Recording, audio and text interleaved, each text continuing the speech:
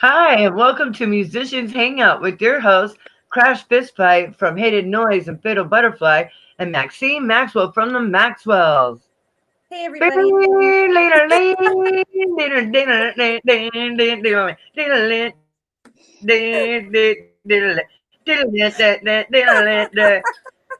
So I'm not very good at it, but I can't do That it was without it. great. That was so awesome. So I don't have my toy guitar tonight because I am not at my location. But you did a great job with your impression of our beginning Our theme song. music. Thank you. Our jingle. Yes. That was worth the holiday special right there, guys.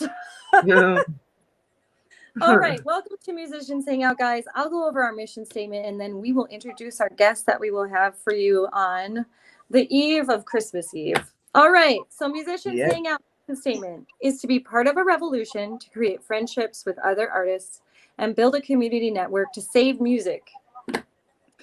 So, thank you Yes. so much for being part of that community and joining us tonight. Um, Go ahead and tell us a little bit about yourself and your band. I'm Nuck. I'm the singer of the Scoffs, and we are now, I think, coming up on 2 years old. We formed in April of 2019. So I don't know how many months that's not 2 years. Anyway, yeah, we put out our first album back in May during Corona, and so now we're just making the rounds, telling people we're still out here and making music and such. So, live stream every now and then. That's awesome. Let's see about the band. We play 70s style, creeping into early 80s territory punk rock stuff, and I mean like the old melodic stuff that you from the Buzzcocks, from 999, from the British era of like the 77 punk scene through where it turned into the hardcore scene around 82. That's awesome. I totally get that feel from you guys' music. It's awesome. We're very dedicated to trying to stay in that sound. Like we want the guitars to sound like that. And we want the melodies to be reminiscent. Awesome. So how did you guys get the name The Scoffs? It just hit me one day. I had a list of names. Let's see, what were some of the other ones? There was a name I'd been carrying around for years, Concrete Angels, and I threw that at 3 different projects, and they all said no, including this one. Let's see, there was, I think, Red Aces or something like that was another one. The idea was I was going to have the ace symbol turned upside down, so it looked like the card suite turned upside down, so it looked like a flaming heart. That's awesome. We decided those sounded not like what we were doing, and so scribbled on a piece of paper, a day or two later, with another 12 names. I came in with, how about the Scoffs? And then they all just stopped and went, that's the name. And I said, it's catchy. Okay. You remember. Right. That's a good name. Very good name. Well, I'm a big smart ass, and so I talk a lot of shit. My buddies talk a lot of shit, so I scoff at a lot of things, and I thought that was pretty appropriate. Hell yeah. That's awesome. That's awesome. Yeah. You guys write all of your original music? How do we write it, or do we write all original? You do. Oh, yes. Yeah. We write, so not much of a covers band. We have a couple that we do, but it's funny. When we throw them in, nobody knows the goddamn songs. We've tried like to pick stuff that's not overplayed, but still stuff you would know, like UK Subs' first hit, Teenage. We had that in the set for about 4 months, and not one fucking person went, "Oh, I love that song." And we're like, "Come on, man." There was a kid at the show wearing a UK Subs patch, and he didn't know the fucking song. Whoa. It was just Everybody just thought it was your song. Dude, that's like going to a Ramones show and not knowing how, Sedata goes. I think there are more people with the Ramones shirt than albums. Probably.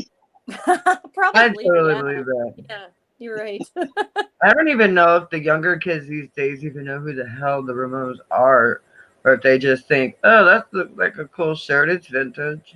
They know whoever is in their video game. But yes, they know the Ramones, but they Ah, Yeah. might not know And the Tommy. Misfits. It's always going to be the Ramones and the Misfits. I Yeah, was gonna say They there's don't even know who there's the a hell the group of Misfits teens. are. Oh, Yeah. I'm They sure. think it's like a brand of clothes. They don't know it's like a band. yeah. That's what's kind of sad. And I don't think Blitz is in Tony Hawk's, Skate Dreams video game, whatever. I don't play video games. I fucking suck at them. Oh, I love them. I never Terrible at played 'em. the Tony Hawk ones, but I played the Skate ones, Skate 2 and Skate 3. And I liked it because you had to be more like you had to have a lot of dexterity to do it because yeah, it was way harder. And I was like, this is more like skateboarding except with your fingers. I like this. I'm still trying to beat King Hippo on NES. Been trying since '87. Yeah. So She's like, the Ramones rule. She knows who they are though. Yeah, Angie. Thanks for I joining agree. us tonight. Oh, Well, and God. anyone out there, you can ask our guests any questions you might have for them too. Yes. So, Nuck, tell us a little bit about your journey as a musician. Let's see. When I was a little kid in Minnesota, and I said Minnesota, right? Yeah, you did. I'm from North Dakota. I know you did. Dakota. Yeah. I heard my brother was in piano lessons, and I heard him in the other room playing, and I was fascinated by music at an early age. I think the first stuff I remember hearing was like the Beach Boys in my brother's room, and then he got 404, and I heard that, and so now I knew rock music and stuff, and so I was always fascinated by what was coming out of his radio. And then when my brother started playing piano, I was always around the corner, listening in and studying, trying to see where his hands were. And then one day family came home and heard me playing the entertainer, and I just learned it from hearing it and from kind of seeing where his hands were placed, and then picking out the note. So they said, well, he's got to be in piano lessons. And so I did piano lessons until I was about 10, I guess. But then I had this teacher that was going through a messy divorce, so all my lessons were spent listening to her crying on the phone. Oh my. Oh, that's fun. I told my parents I didn't want to go anymore. They thought it was because I didn't want to play piano. So they sold my piano. And so then there wasn't an instrument for years. I decided I was going to be a drummer. So I met a drummer and found out how expensive the cymbals were. Yeah, that sucks. And that's just the cymbals, not counting the heads, the shells, Right. the throne, the key pedals. Like, well, I met a guitarist. A bunch of money that you want to throw away. Definitely be a drummer. Yeah. Well, so I was a drummer and I knew a guitarist, and I knew how expensive it was to replace cymbals, and I knew how inexpensive it was to replace strings. I said, I'll be a guitarist. And at that point, I was falling in love with Van Halen, and so I really wanted to be Eddie Van Halen. And at the same time, I was getting into butt rock. I was going to this school for bad kids. I was getting into punk rock, 5th and 6th grade. And I was a little skater dude, and growing up on the Bones Brigade videos and Thrasher and all that stuff. And I still have the thrashing cassette compilation. But yeah, so too. I think 9th grade is when I finally Christmas. Is that somebody calling me? Of course. I was gonna put it on mute and I forgot. I lost audio. I think he's fixing it. Okay. There you go. All right. Of course, if I don't block everybody, something's gonna. It's all right. It happens. I tried to plan for everything and I failed. So anyway, picked up guitar 9th grade as a Christmas present, and then started learning to play, as fast as I could, and all the Van Halen stuff. And eventually, I went to a guitar teacher, and he said, "Well, to play like Eddie, you got to learn his roots. So you got to learn Eric Clapton." Mm-hmm. And so he started taking me back. And then you got to learn Clapton's roots. And then he had me listening to Delta Blues. And then he got me listening to hot jazz. And then he got me playing country licks and reggae and classical. Nice. So I kind of went through everything on guitar. And the Cool. same Good time, for I was teaching you. myself That's to awesome. sing Yeah, at about 12 years old. that's great. And I was You singing need to along with learn Juice how to do Priest. flamenco style. I Oh, hear that flamenco is like Oh, crazy. shit. No, I can't hear you guys because that fucking call came in. Oh, okay. You can always come out. Oh, he can't hear us. What? Hold on. Hold on. Yeah, can you guys hear me anymore? Yes. We can. You Fuck. can God damn it. Hang on a sec. Okay. Technical go out, in the virtual world. come back in Do again. that, and then we're gonna do that, and then we're gonna do that. Okay. Do that. Turn all that off. Turn this on. Okay. What's say something. See if I can hear you. Can you now? Can you hear us now? Fuck, it's still coming through there. Okay. Shoot. Whatever. I guess I gotta fucking lean right up against the thing to hear because somebody called me. Now I'm pissed. Okay. Don't be pissed. It's okay. You're okay. He can't hear us. Don't be mad, dude. It's all good. I did. Can you hear I planned ahead so I could hear you, and now I can't. Okay. So yeah, I took guitar lessons. The guy got me into earlier stuff, and then I started singing, and I got into rockabilly stuff because the guitar stuff. Oh yeah. So I started singing along with 50s stuff. I went from metal to 50s style stuff. Wow. As well as my guitar playing, and then what a transition. I did Drag Strip Riot for years, which was kind of punk, rockabilly, and blues. Mm-hmm. And then fast forward to years later, it dissolved, and we finally moved into. Well, when I was a teenager, my first band was like hardcore punk stuff, and so when Drag Strip Riot dissolved, I said I just want to play punk music, go out with a bang because I'm old. Man, Did that's. he leave himself? That was crazy. I get that. Did you get into the Bad Brains at all? Honestly, no. I like about half of the first album, and I know I make a lot of people angry with some of my musical choices or some of the idols that I choose not to be in love with. I was never in love with white guys doing reggae, so I didn't like the later Clash stuff, but I love the first album. So I liked some of Bad Brains, but a lot of it was just kind of like they had some jazz stuff in there, and I just didn't dig it. Right. Nate loves Bad Brains; he's a big fan. But yeah, there's as far as I don't like Bad Religion either. Can't stand them. See, I can't stand them past the first album when it sounded like Boston on a punk album. Like it was 50 layers of harmonies. Good way to describe that. I also can't stand I fucking like No the Effects. dude's I fucking hate that band. What band? No Effects. I'd rather listen to people shit. No Effects. But I love Guttermouth more. I played with Guttermouth a few times. They're a lot of fun. Oh my god, they are awesome. My bandmate would hate. He would probably really yell at me if when I said that I love No Effects. He hates No Effects too. He's old school. Sorry about that. Like I said, I tend to drive people nuts with some of my choices. Hey, it's okay. But some I of also us don't do. think I'm the, some of us have those vices. I also don't think I'm the arbiter of taste. Like there's a lot of stuff in my collection that would make people sick. Right. Really. I think that's everybody's playlist. So tell us about your playlist. Who do you listen to? Yeah. Like Desert Island Discs. I can't hear very well, so I'm guessing what we're going for here. Yes. Okay.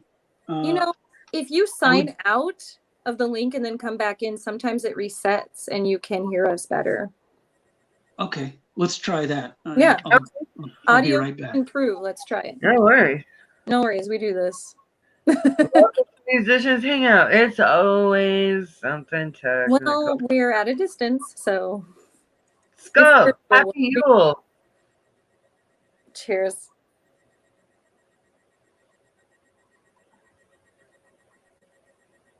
I hope everybody's doing great this holiday season too. Yeah, It came up on us really quick. it really did. Oh my goodness. The year has taken a while, but this month seems It feels like a decade. I know. How long has 2020 been going on? Like, yeah. I'm like, wait, we've been only doing this for part of the year. We actually started our Facebook page not even a year ago yet. That's in January, like January 29th. That's when we'll. I know, that's so crazy. Oh, So here thanks to comes Mark. everyone who helped us grow. We feel, yeah, really. Yes. I can hear. Yes. Can See? you hear us? Yeah, thank you. That was a good. Yeah. Uh-oh, your audio is very choppy. I Oh, think is we it? gotta let it just catch up, maybe. It's okay. This is the virtual world. Welcome to online interviews. Is it still choppy? Yeah, No, not yeah. really. Oh, it sounds clear on my end. Oh, it might be mine then. Ooh. Let's roll with it. All right, call it good. Okay, Desert Island Discs. I would probably do like John Lee Hooker. How's his audio? Oh, okay. I'm gonna have somebody check the audio. Okay. I'm Well, a things tech guy. I got a tech guy. Thanks, I Nick. probably have like on my playlist. I'd probably have like Bo Diddley, John Lee Hooker. Um, hmm, Van Halen, Women and Children First. Maybe Generation X, Valley of the Dolls. Christ on a Crutch, Crime I Pays When love Puppies Die. Christ on a Crutch. That's one of my favorite albums of all time. I've started collecting their old 7 inches, so I've started with the very first ones and going later. I figure it's a band I love so much, I better catch up on the old vinyl stuff. Maybe GBH. Hmm. I'm thinking back to the earliest stuff that really caught me and stayed with me. Buzzcocks. Did you just Minor say the Threat. Buzzcocks? Yeah, Minor Threat. Dang it. I love Minor Threat. Love him. It's funny, for years, I used to party pretty hard in my old band. And anytime we did some illegal partying, we would use a Minor Threat CD case with the idea that eventually I would have him sign it. Ah. That was in the old band. We had some. Yeah, he's pretty awesome. But then he went and did Fugazi. Are you a big Fugazi fan? Yeah, I wasn't back in the day, but I have learned to love Fugazi. Yeah, I kind of went back in time and rediscovered them, and so yeah, I think they're great. I just, boy, back in the day, I really liked rudimentary punk rock stuff, and when Fugazi started working in these other rhythmic changes and stuff, it didn't grab me, but I learned to love it. I mean, through my 90s years, I discovered a lot more stuff with tribal beats and stuff too. So I liked some of it back then, but I've certainly broadened my tastes over, as I've grown and gotten older and stuff. So while I still stay pretty stuck, like glued to the stuff that turned me on, I like a lot more stuff now. Oh, Newborn Turkey on my list. I primarily listen to both punk and like hard, like metal, but every once in a while I get down on some flamenco and I get down on some Beethoven. Yeah. Sometimes I like weird stuff like No electronica. audio skills. Sorry, friends. Oh, no worries. My audio is not working. Oh my goodness, there she goes again. Does that mean my audio is not working, or she can't hear us? No, she just said sorry, friends. She'll be back. Okay. Yeah, I grew up half Hesher too, so there's plenty of metal stuff in my background. I have a million Van Halen bootlegs from over the years, but I also got into Venom, and Maiden and Judas Priest especially. Priest. And I got to see them live the year that I never saw them back in the 80s, you know, when somebody got stabbed at the Tacoma Dome and stuff. I was too little. But Right. I did finally see them when they reunited with Rob and did the tour with the original Black Sabbath, which was pretty fucking wild. It was Ozfest somewhere in the 90s, I think. Oh, that's nice. Yeah. That's cool. I'm with you on the. Go ahead. No, go ahead. Go ahead. I'm with you on the flamenco and all that stuff. I also have pretty eclectic library. Like I'm looking over there. There's calypso in there. There's old hot jazz stuff. There's glam stuff. Yeah, I got all sorts of stuff like in my library. It's crazy. Like when I look through all my stuff, I'm like, oh my god, I have rap. I have like everything, and so when it comes to rap, it's funny. Like I'll go up to about 90. The what? I'm pretty picky about the rap I like. Yeah, me too. When they all got stoned and started to sound all lazy, then I got out of it. But when they sounded all pissed off and there was a lot of shouting rap like LL Cool J and stuff, or Old Public Enemy, mind over matter, mouth in motion, get the fire, because I'll never be quiet. That was great shit. And angry as fuck. Right. Yeah. So, let's see. Yes. All right, yeah, you doing good now? Yeah, I can hear you too. Thank goodness. Right. I lost audio. This has been a weird broadcast day. Sorry.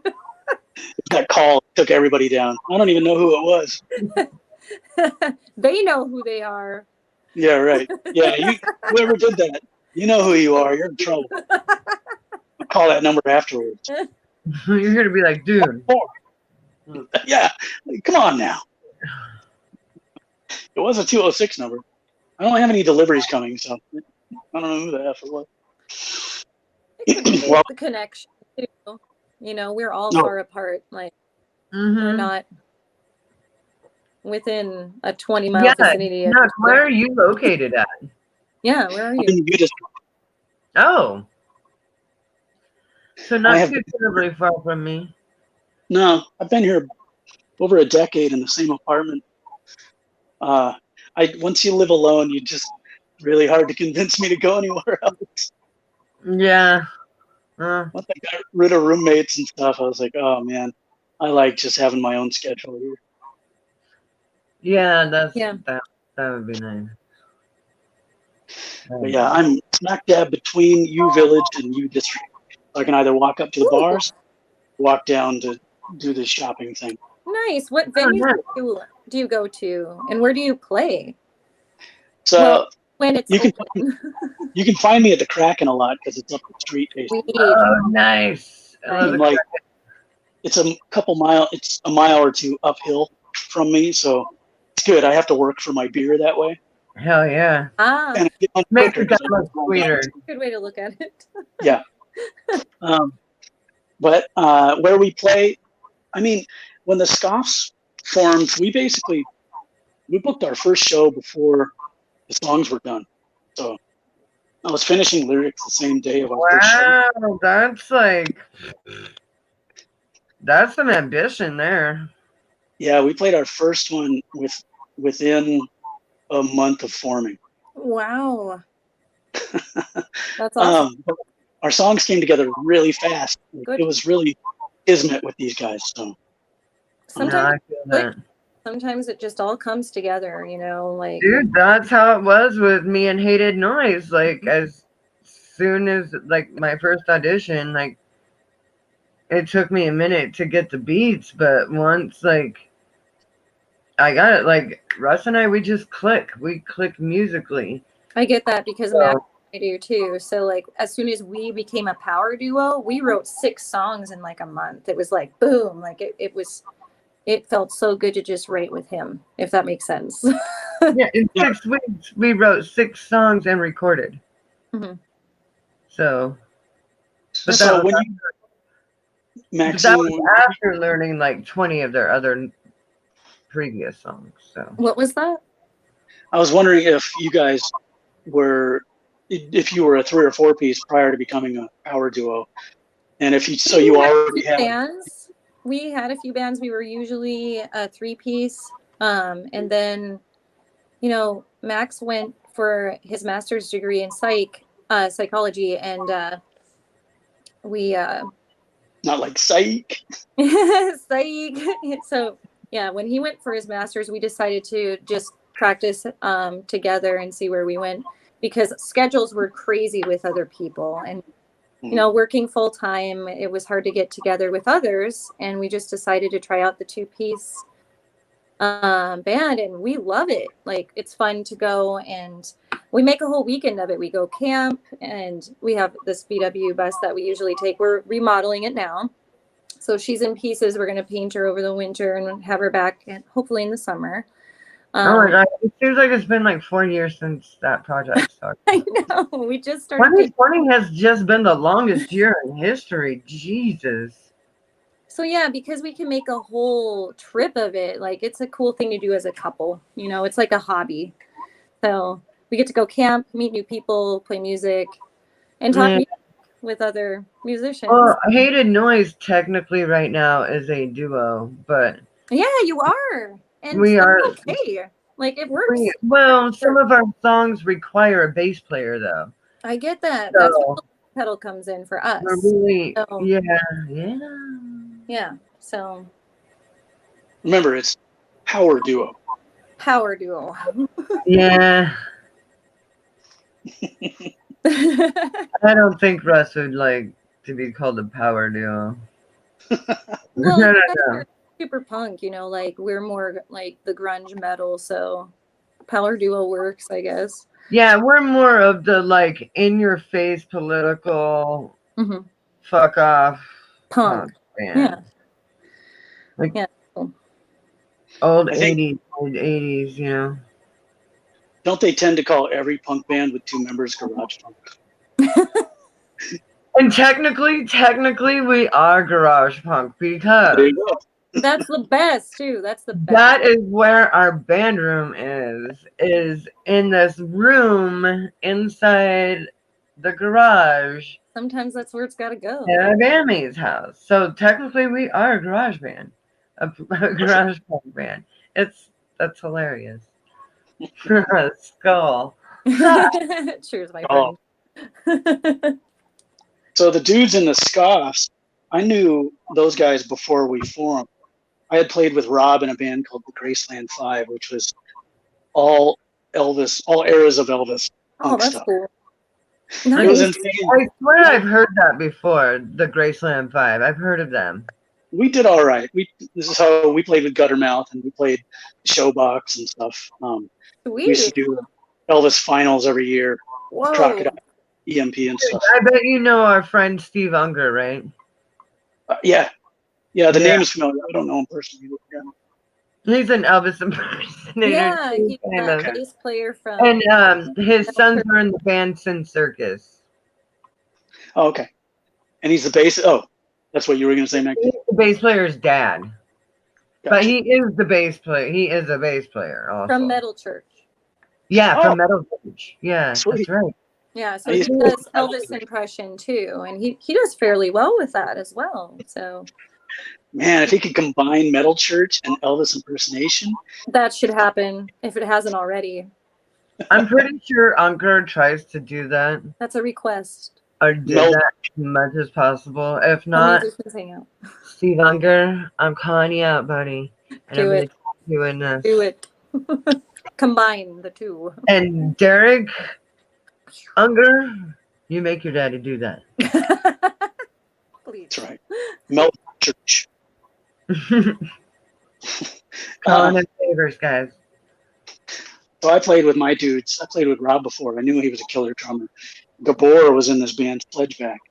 And I used to play with them quite a bit in Drag Strip Riot. And Nate was in Drag Strip Riot with me. So when we decided to do this, it was Nate and I coming out of Drag Strip Riot going, let's do 70s punk. And I said, I know the guy to call. So I called Gabby.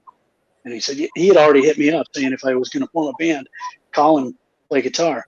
And so I knew he'd be in if he was available, and he was. And Rob, he was going over want ads for a drummer. And so it was perfect timing. And we came together and just, boom, made a band like overnight.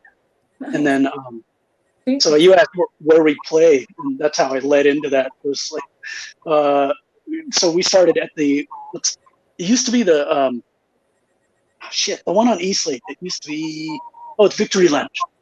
We started at Victory Lounge. Oh, it's not Victory anymore? No, it's still, I was trying to remember what it used to be. It was the Lobo before that. Gotcha. I love the Victory Lounge. Yeah. So that was our first. That was awesome. Then we played Highline. Where the fuck else did we played everywhere? That's great. That's High Dive. Nice. South Kitsap Fairground. Oh, nice. Wow. Yeah. Fairground, nice. More people. Oh, well, hello. Waiting for some people to talk some shit. About my Papa Smurf beard or something. Oh. So our friend Kelly Ray wants to know if the Blitz shirt that you're wearing is a radio station 99.7. No, it's the band Blitz, the British punk band. Yeah. That's kind of cool that there's a radio station called the Blitz. That is really cool. That'd be cool if they played the band Blitz. Hi, Kelly Ray, thanks for joining us tonight. Cheers. Happy holidays, everybody. Oh, happy Yule. Happy Yule. It's been a good one. Had a great solstice. Hope yours was great. Needed that this year. It snowed on solstice. That was a surprise. Mm-hmm. I still have a whole backyard full of snow. It's freezing. Yeah, there's snow in my forest too. There's ice all down my driveway and in the roads. Did anybody do anything witchy for the solstice? It's well, see, I'm a Norwegian, Swede, Icelandic, and I hate winter. Hate it.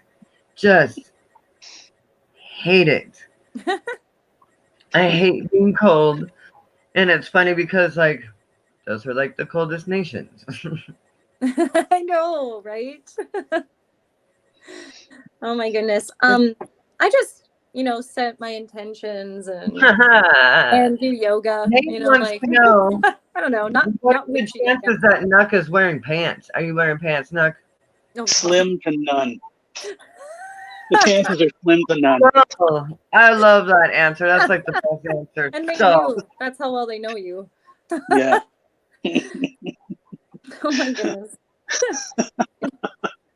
That's just the thing. Like, I'm a teacher, and I follow a teaching group, and they posted a meme about that, like talking about how that happens. I'm like, what? No, wear your pants, people. You wouldn't have to remind me. Sometimes when we're broadcasting, I'm all business from business up, but like down below, I'm jammied out. I got my jammies on. I got my thick socks on. Me too. Yeah. Yep, I hear you. I'm going Porky Pig style. I love that. Porky Pig style. Hey, you guys have some music videos out there. Tell us about some of your projects you have. Yeah. Let's see. I think we've done 3 videos. So the first one I made before our EP released, just because the name had been out there so long, and we were getting a lot of good buzz going, but nobody had heard the music because we didn't have any demos or anything. So once we had a song that was mixed, I made a lyric video for it, and I put it over. Do you remember the sword guy in Seattle? Yes. Yep. They took him with fire hoses and stuff. Yeah. So I made a video with that footage, just played all grainy and shaky and weird looking, and put the lyrics of the song over it. And that came out maybe 2 months before our EP released. And then we did sort of a live practice bass video. Once we got back together after quarantine started, Mhm. we had Gabor direct us and our other guitarist. And so we shot one in our practice space, just moving around and jamming. And then this last one was Little Blue Tyrants, which is a pretty incendiary video. Mhm. Nate Manning, our bassist, pulled that together. And I really loved what he did with it, where he took a lot of old training videos of the police, like holding little girls' hands and crossing the street with them and giving people directions and kind of the stuff that we wanted to see from the police department, or the dream of what police would be doing Right. in society. And then he paired that with people getting the shit beat out of them, and Yeah. to really show like this is what we wanted and this is what we got. And Mhm. we've had a lot of overreach from our police departments and not much oversight. And so we wanted to put a video together to show what that looks I have like. it And queued up if you guys want to play it. Oh, I lost. sure, yeah, it's not pleasant, but it is reality. Hey, it's reality, and let's face it, like it's 2020, and this is our reality right now. It is, yeah. This is just how it is. So let me get this queued up. So, not just so you know, what I'm going to do is I'm going to put everybody in the green room, and while I play the video, Okay. because I'm going to screen share it. Which video? Little Blue Tyrants. Little Blue Sirens. That one got us kicked off Facebook last time. I don't think so. I don't think it was that. I Okay, think it was something else. Oh, okay. Sorry, I didn't mean to bring that up, but I thought it was. Cheers. YouTube will keep us, so if you lose us on Facebook, guys, just go to YouTube. Yeah, just go to YouTube. All right, here we go.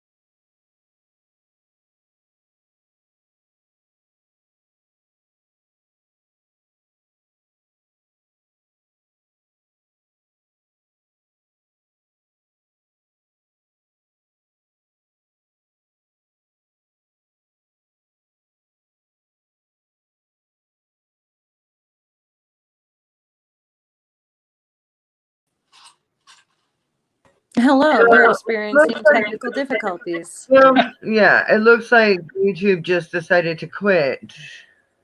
And there goes my scene. I thought maybe it was playing and I just didn't know how to do it.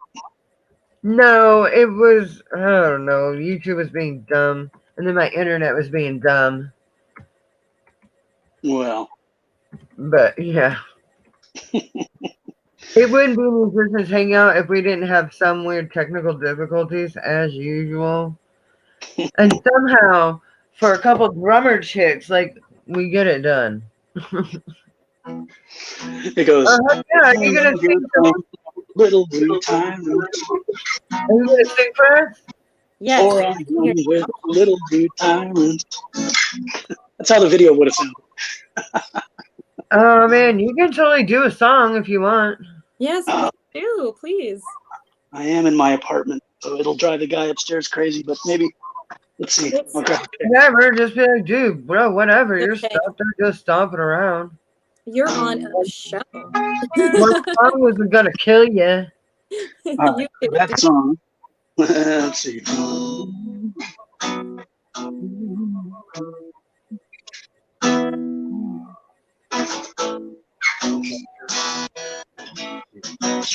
All right.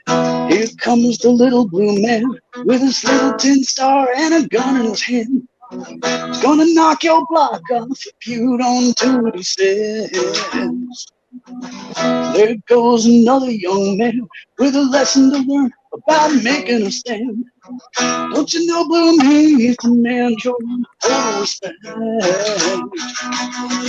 AC, AB, don't cross that thin blue line. AC, AB, all right. Oh no, here come the little blue pirates. It's 4-on-1 with the little blue pirates.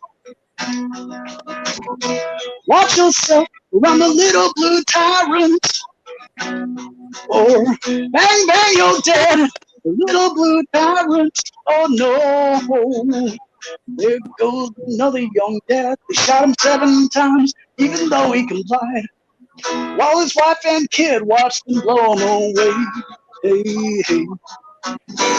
There goes another young man, sick of being harassed about a cigarette tax. So they choked him to death on the ground that day.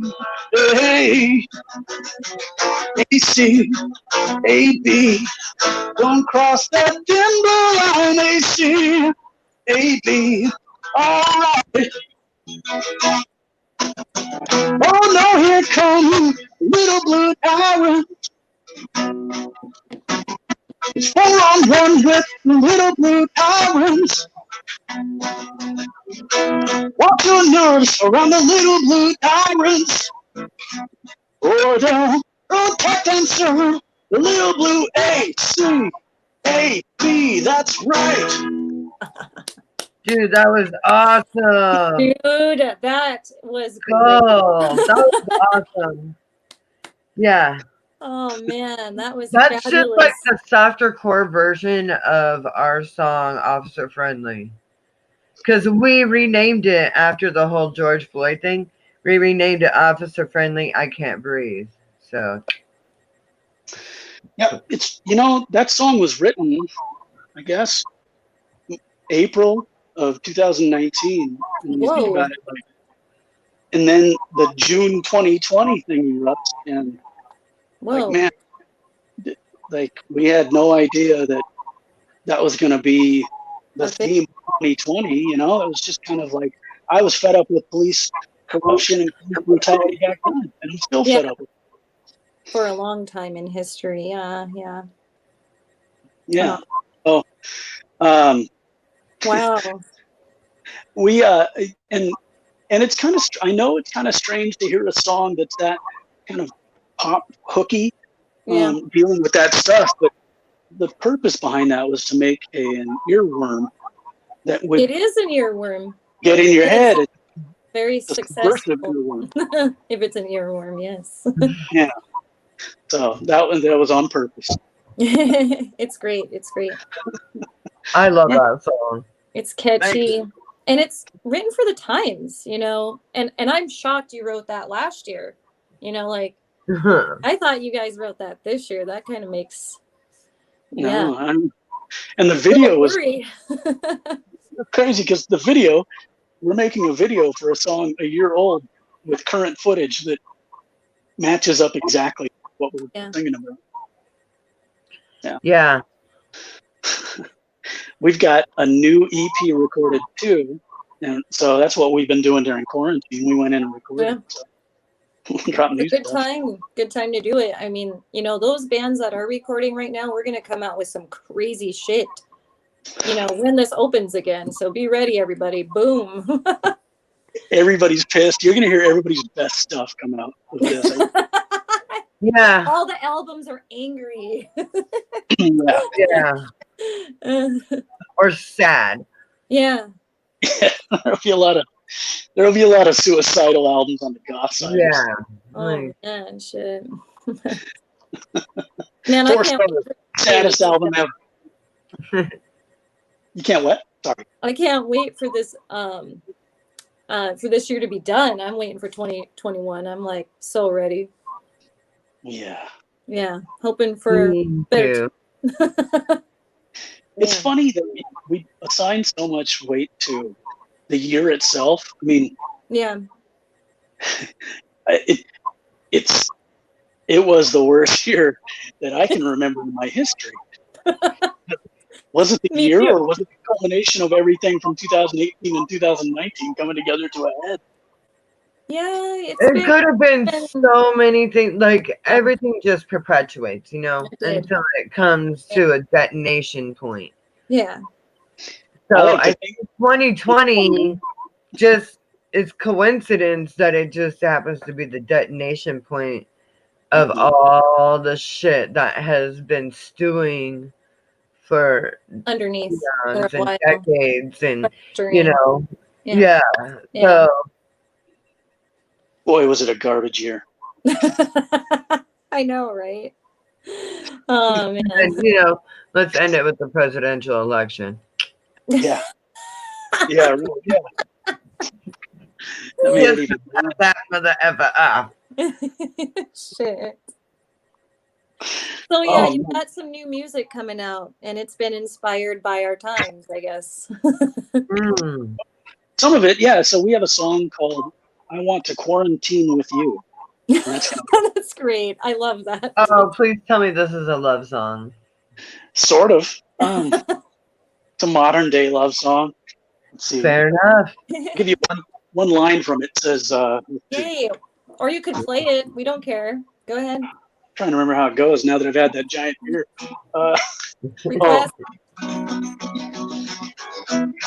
Let's see if I can remember it. Oh, I like it already. Yeah. Yeah, it's our most Ramonesy song. It goes. All right.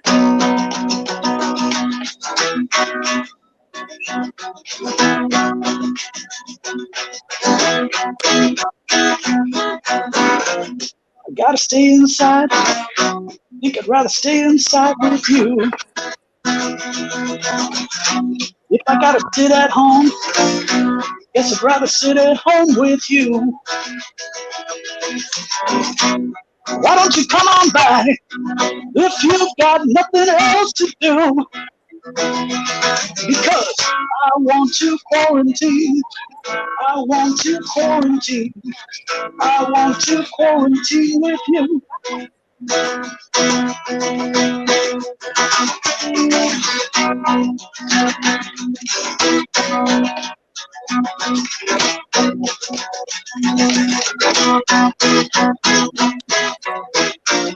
I want to watch the clock, think of everyone dying off with you. If I gotta die today, I guess I'd rather share a grave with you. Why don't you come on by if you've got nothing else to do? Because I want to quarantine. I want to quarantine. I want to quarantine with you.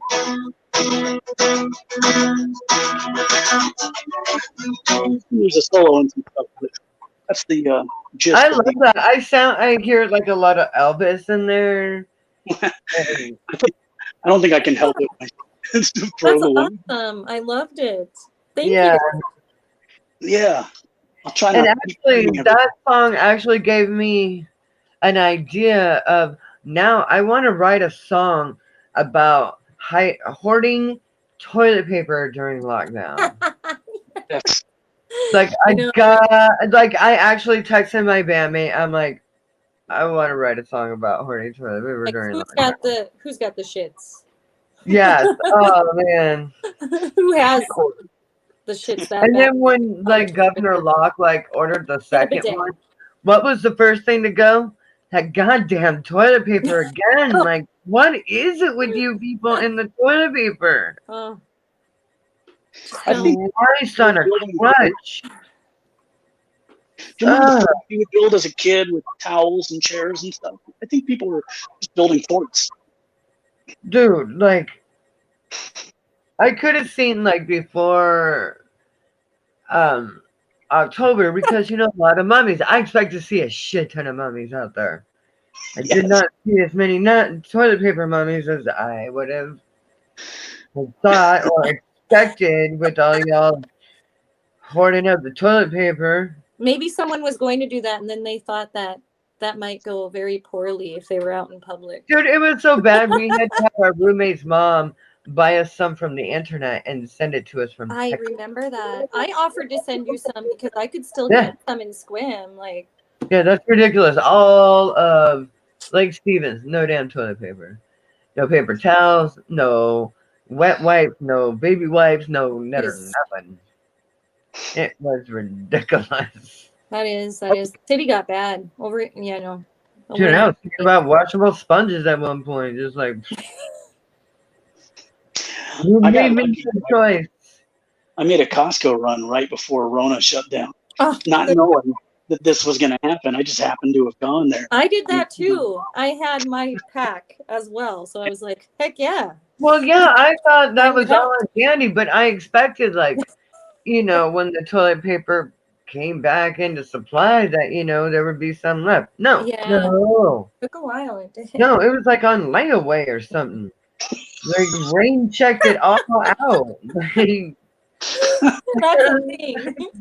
damn. 2020. Yo, man, Where it has $20 pack of shit ticket. like it's been 6 months. Like, what are you ever gonna get toilet paper? Like ever? Like, all my shirts are now half shirts. Thank you very much. Yeah, I ended up having to use the flag. Ooh. Oh man. At least the sponge is washable. And it's got a scrubber. The sponge. I'm down to leaves if that's it, man. I'm in a forest. Me too. But Watch out luckily, for watch out for pine needles and pine cones. Maybe.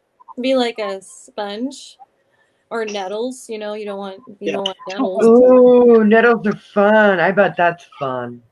Nettles in the hoo-ha, that would be rough. Ooh. Oof. There's another song title. There's a punk Ooh, band. yeah, nettles in the hoo-ha. That's a damn good one. I might have to write one on that one too. Yes, you should. Oh man, I will help you. Illinois is gonna have so many cool new punk songs. Toilet paper dreams. Nettles in the hoo-ha. I was going to shout out Ravenna Brewing, which is what I'm drinking here. Oh, nice. Oh, I have another band called the Freems that does all soul music. And I have a fantastic drummer, Audra. that's cool. She is the lead brewmeister for the brewery down the street. So I went and picked up some beer. Wait, back up. So you have this gnarly chick drummer who is also a brewmaster? Yes, she's pretty cool. Dude, we gotta need get to her on meet the her. show. We need to meet her. Like, Yeah, we are female drummers. Yeah, and there's very few female brewmeisters. So they have a Yeah. I know that's another reason Hell why. yeah, girl. But she literally, like, she's not an assistant brewmeister. Like, she's the brewmeister for Ravenna Brewery. So if you drink their beer, you're tasting her. Wow. I I had want a friend who was a chemist at the Olympia Brewery to. way back in the day. Remember when the Olympia Brewery was like still going making beer and everything before they closed it down? Yeah, she was the chemist there, their lead chemist. So she came up with, well, I guess it'd be brewmeister now, but they called her the chemist. So Yeah, I don't know if it's still called Brewmeister. I watched Strange Brew a lot as a kid, so oh, maybe it's fair enough. Soda. Of course you did. yeah, that Dude, movie. my old bass player Marcial, he can make an amazing IPA that you wouldn't even expect to be an IPA. It's so smooth and it's like 8.4%. Like at 22 and you're good to go for. You're just good to go. Like that shit's hardcore. That And can I got sells 2 of these fuckers. Wow, that's yeah, Mhm. those are some nice steins though. That's a Yeah. nice stein. Yeah, dollar store actually What? makes the dollar store. If you can get to the Dollar Tree, the That's little a Dollar secret, Tree stein? Jesus. it is. And Huh. I have 2 of them, and I put them in the freezer. They're nice and thick, so Wow. these when they get knocked over, they don't break. And I it's was not plastic. just at the Dollar Tree in I Lake love Dollar Stevens Tree. like a couple days ago. Check out their glassware because I also buy their. All I could find were some good coffee cups. I got some. They're all about Some like nice coffee cups there, yeah. they were all about like the best therapist has fur and 4 legs, and Oh, I saw like, that. like stuff like that. Yeah. But I saw this one. It was like love is coffee, and I was like, yeah, because coffee spelled backwards is ifak, and I don't give ifak until I've had my coffee. I hear you, So girl. Gotta I have get that. that. Mm-hmm. I get that. Coffee. And then, I don't know. I got some weird stuff, but thinking about keeping one of the presents I bought just because I'm Thank you. selfish. It's a head massager. Ooh. Oh yeah. Oh man, Long have thing. you ever had one of those? Yes, I do. Have Ah, They're great. They're great. like I'm not ticklish, but that like tickles my head something weird. So I guess my head is the only place that I'm ticklish. Like everybody who tries are like, here, doesn't that tickle? I'm like, no, stop, you're hurting me. That no Well, have you fun. tried it everywhere else? Everywhere, mostly. But my head is like super ticklish though, I guess. Like I don't know. I'm a weirdo though. No, I'm fine. Yeah. Go ahead. Sorry. My tech guy, my husband's talking to me. Oh, no, he's your delivery person. Dude, More Max is Jägermeister, amazing. please. Dude, Max I have is so amazing though. tiny little Jägermeisters tonight. But when we first started learning how to do this, anytime we had technical issues, it was like, Max, how do we do this? How do we He's figure our out tech that? guy. Yeah. How do we do this? How do we do that? And then I don't know, we just learned but we do need him sometimes. He does I come. always need him. I know that's certain circumstances. I need my own Max for my Yes, end. everybody needs a Max. He cooks. Yeah. He cleans. He plays amazing riffs and writes awesome music. He has weird instruments that are amusing and confusing. Here, let's show him what we got with us. Get to Laylee. He's got this like.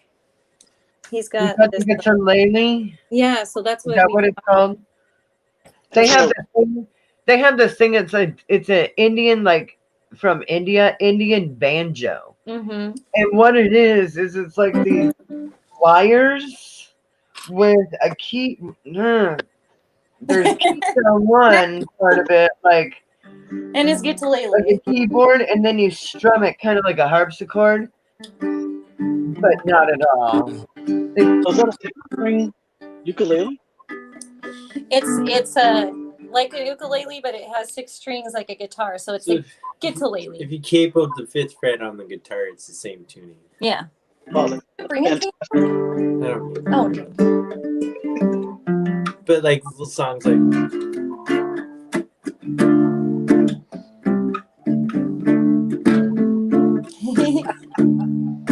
Oh, it's just I like might need one of those. That's pretty cool.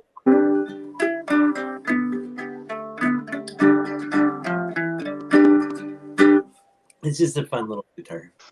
Yeah, I've seen a guitar banjo. Those were pretty fun. wait, what?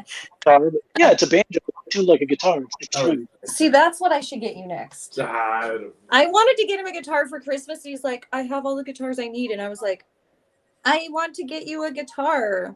Okay, so I guess banjo is like the base of the banjos, He and has I a was lot of like a guitars. guitar banjo. But more damn strings, like, Dude, that would be so cool to have.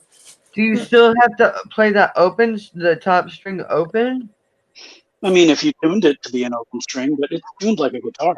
I got one for an But ex-girlfriend. usually on a regular banjo, the top string doesn't even go to the fretboard. It's just kind of out there to play open. I can't remember if it had that top string up higher or not, but I remember the rest of it was just like regular tuning. So I was actually able to play it as opposed to having to learn how to play banjo. But yeah, got it for an ex. She's got it somewhere in Montana now. Yeah, I'm gonna Google that right now. See what that looks I like. discovered it because I saw Brian Setzer playing one live. He had an electric guitar banjo that he was playing on a song.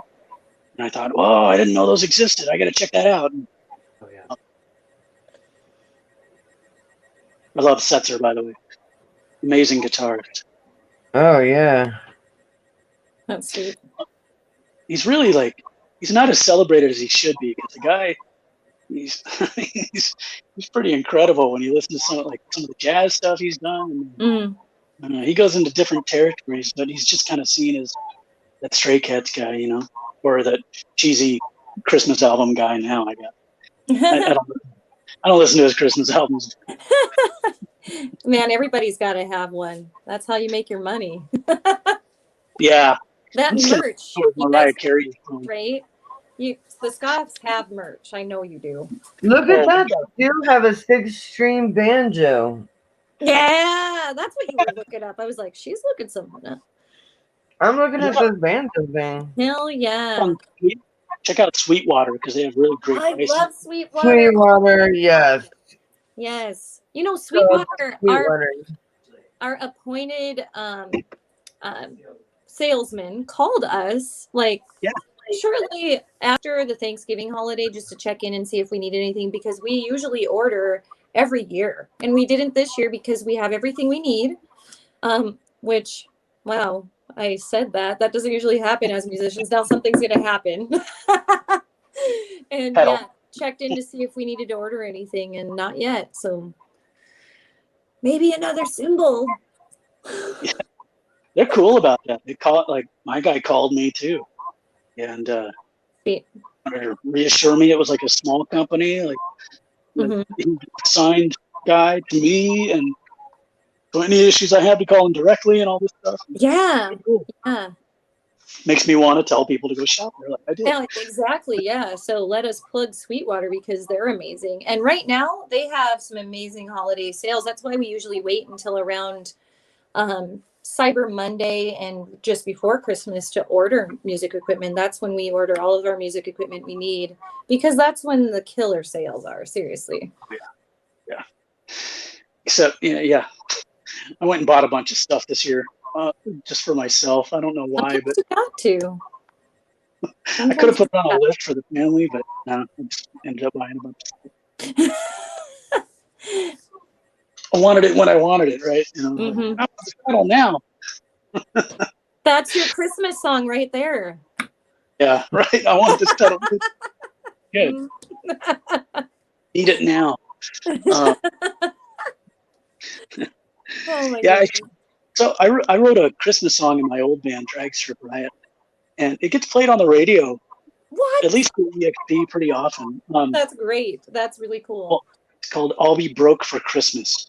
So if you look up "Broke for Christmas" by Dragster, I'm writing that down. A Christmas song. I'll be broke for Christmas. Yeah, that's pretty much how it goes. It sings about taking a shit in Santa's sleigh, putting a fire in the chimney to burn the elves. What band was that? Which Drag band? Strip Riot. Drag Strip Riot. Got it. We were together for about 12 years. And then we did 5 years later, after breaking up, we did a 1-year reunion, which is where Nate Manning came in, who was the bassist in the ska. Mm-hmm. Interesting. So we did a reunion of the very first lineup of Drag Strip Riot, long before, like, we eventually got popular enough to play Numos and, you know, all the bigger stages and stuff. We weren't Murder City Devils big, but we were big in our little pond of Americana and punk stuff, or at least known. And so Nate was our photographer for years. And he would go out of town with us and stuff. And then when we did a 1-year reunion of all the original guys, we did one show, and then I booked the Sunset, the Crocodile, and Dante's in Portland. And I said, don't agree to these shows unless you are in. Sign it in blood, because if I cancel these shows, it'll make me look really bad. Yeah. And then the bassist, after I booked all of them, said, hey guys, sorry, I can't do these shows. You're out. Get the fuck out. And so I was going in for throat surgery. I was going in for getting tonsils. Whoa. Wow. Damn. So I wouldn't be able to sing leading up to these shows. So Nate, my previous photographer and a close buddy of mine, he said, well, I know how the songs go. You tell me the keys, I'll go home and learn them. Ah. You're the man. So he stepped up and he played those shows. I was literally like still coughing up blood before the show at the Crocodile. Jesus. And but he up and he played those shows. So he played with us for a year, and then we stopped the reunion thing, and he and I formed Gods. Sorry, I thought I heard something. So wasn't whatever. My hubby might be a little tipsy. He's like, fuck those guys.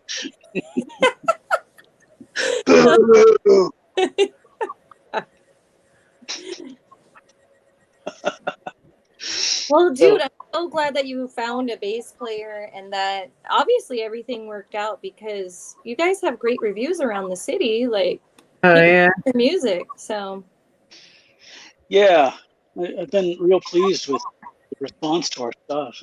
I think it's the best stuff I've ever been a part of. sweet. And I think it's because of the components in this band. I think who I'm playing with, Gabor, Rob, and Nate, together it makes a certain sound, and I love how that sounds, and I think other people resonate with that energy. See, and I feel that wholeheartedly. That is the same way I feel about my band Hated Noise. Like I feel like I was meant to drum for that band. And even my bandmate Russ will be like, Hated Noise waited like 15 years for you. Like, Aww. and like I'm just like, okay, shut up. You're just gonna make my head big, but thank you so much for picking me. Thank you so much for picking me. Because I have so much fun and I get to express myself while emphasizing, his music or our music. Like I make it mine as well as his, so it's ours. It feels good. It works. Yeah, that's how so I know exactly what you feel like when you are with your boys and you are making like all your bandmates and you are making some amazing music together. It just clicks and fun. Like I get that. Yeah, and our different musical approaches, they work really well together. Gabor, the way he plays guitar, it really lends itself to doing that secondary guitar part over some of the chugga stuff I'm doing. And boy, So you get the diddly diddlies over the chugga chuggas? Yeah, exactly. That's what I call it. Yeah. You need the diddly diddlies over the chugga chuggas. Yeah. That's exactly what needs to happen. Well, I played a 3-piece in Drag Strip Riot for so many years. I was I mean, I had to relearn playing with another guitarist or writing with another guitarist, especially. But it gives me so much more room to write stuff and write different pieces too. And I'm not the only writer in the camp. Just when I write stuff, I get to take that into account now, whereas I didn't before. I used to write really busy guitar stuff, but on the rhythm that I was singing, so I could do it live. Oh, And fancy.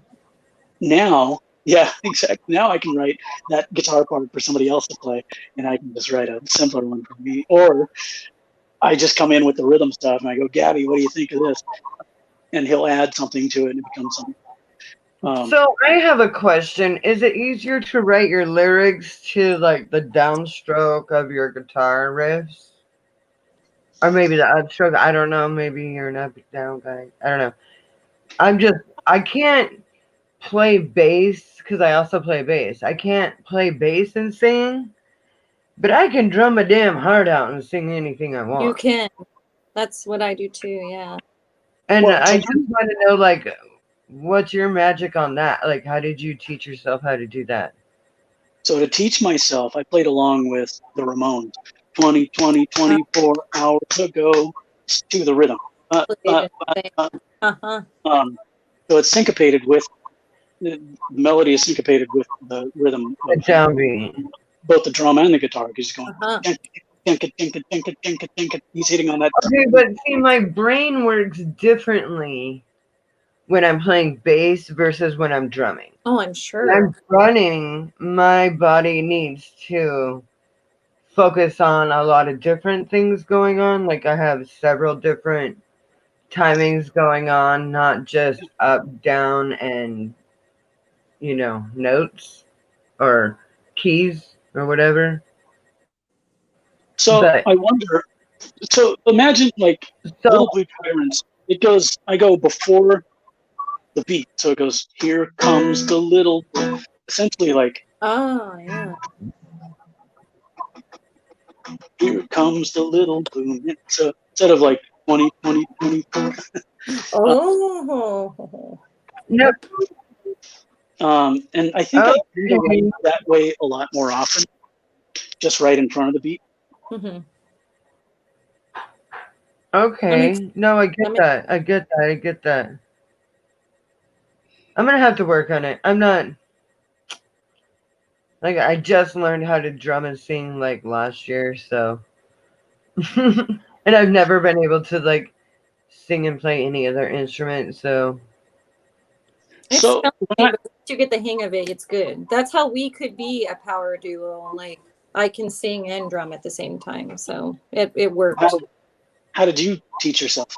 I listened to Cranberries. I listened to Black Sabbath. I played some Zeppelin and just played along with it. I played, let's see, Beatles, some Cream, so like classic songs, some Jefferson Airplane, and just did the drum beats and sang along with it and learned that way and taught myself how to do both because it was a lot. Maxine, my question to you is, when you learn those drum parts, did you learn the vocal parts, or were they just songs that you already knew, like all of the lyrics to? I picked songs that I always listened to and would naturally just be able to sing because I would sing along to the radio, Yeah, and I'm opposite from you. Like I have to be able to go just on autopilot on the drums. So I can focus more on my vocal abilities, like the different pitches and. Gotcha. Well, but I'm able. On drum. It's so weird. Like I'm able to not only hear like my drum parts, but I'm also, and you guys probably know this too, but able to listen to your band as a whole.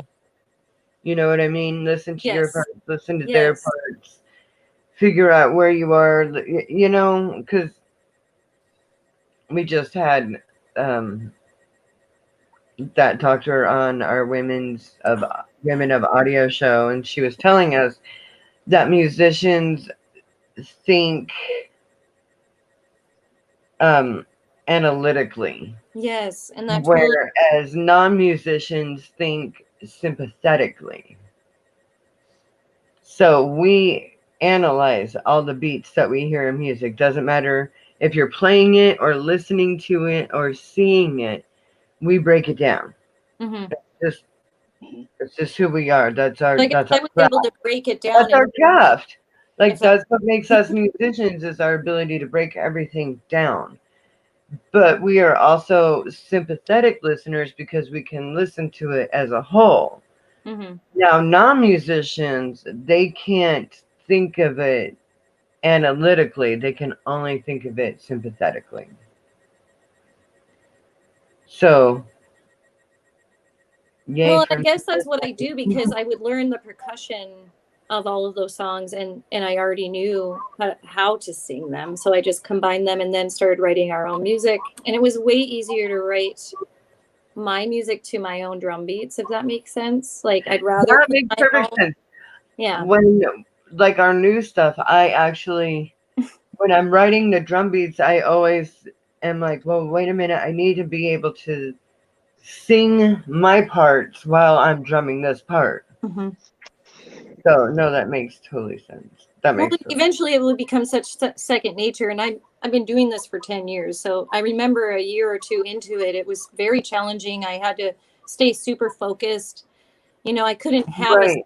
singer before I I sang. was just Now I can. interested in learning how strings do it because strings are different. Mm-hmm. Yeah, I can't play strings. So I always, you know, give total respect to string players. So I'm interested in learning how you learned how to sing and play guitar. Yes. So I had to woodshop it. When I formed Drag Strip Riot, the best I could do was like a Misfits or a Ramones song and sing along, which, you know, is singing on the beat. Simple stuff, right? But then I wrote this song, American Sicko, in the old band, and it was a little more noodly. Noodly. And so the song had, it was chords, but it was picked out. Here's how it went. And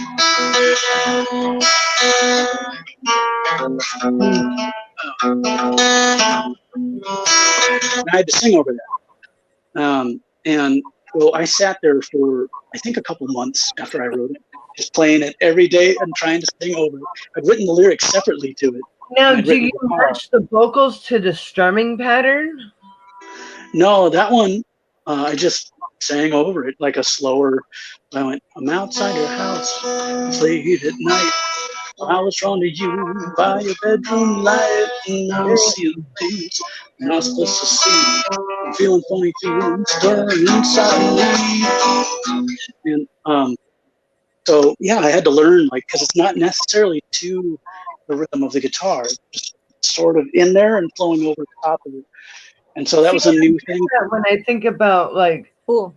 the music that I do sing to, I always think, well, what I'm singing doesn't match like the flow. I mean, it matches the flow of the song, obviously, but it's not just on certain boom taps or in certain timing per se. But I can't remember where I was going with this. I had a point, and it was a good one. Darn it, I lost my train of thought.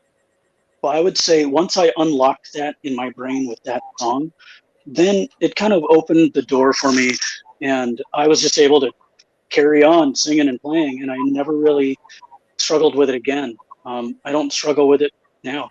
If I write something complex, there might be some stuff in the scoff where it's such a like. There's a new song that's a call and response between guitar and bass that we've written, and that's a different rhythm. So Gabor is playing that, and I'm playing something else that blends the two. A little easier to sing over. That's cool. Fair enough. But yeah, I mean, I can play alternate rhythms to what I'm singing now. It's just, you know, you just sit at home and you kind of wood shop it. You go, this is how I want it to go. You tap one foot to the rhythm that that the drums will be playing, and then you kind of get the in between notes and get a song. I'm so lost. I'm sorry. Like I just don't think that I'm going to be ever one of those ones that would be able to play strings and sing. And that's okay. Just imagine this. It's not like I play strings very often anyways. Like, once a year, maybe. Imagine the top strings are your cymbal. Ooh. Okay. The bass string is going to be the one, your root note is going to be your bass drum. And then the top notes above that are going to be the cymbal. Huh, that makes sense. Gotcha. Huh. Kind of like almost like a reverse tablature for drums. Maybe. Tablature is just like Guitar Hero. You have top line is your hi-hat cymbals or your crash cymbals. It just depends. The I've never second seen is your tom-toms, and then your snare, and then your floor tom, and then your kick. Like, and then you just put dots where you hit them. It's so easy. Like, drumming, it's so easy. I know there's like hashtags in there, and I don't know what those mean on the drum tablature. So Casey, she says that the strings are your snare and bass drum. Uh-huh. Casey would know. She does both strings and percussion. Yeah. Thanks, girl. Next scene. And she says Dave Grohl also looks at guitar like he does a drum set the exact same way as Nuck explains. Okay, but I play bass, so I guess it would be a little different, but not really. Not too much. Because when I think about a song, that's your rhythm. That's going to be your different root note or whatever. So you would look at every quarter note, right? And then, so there's your bass drum, right? And then you've got, and then if you're doing other shit on top of it,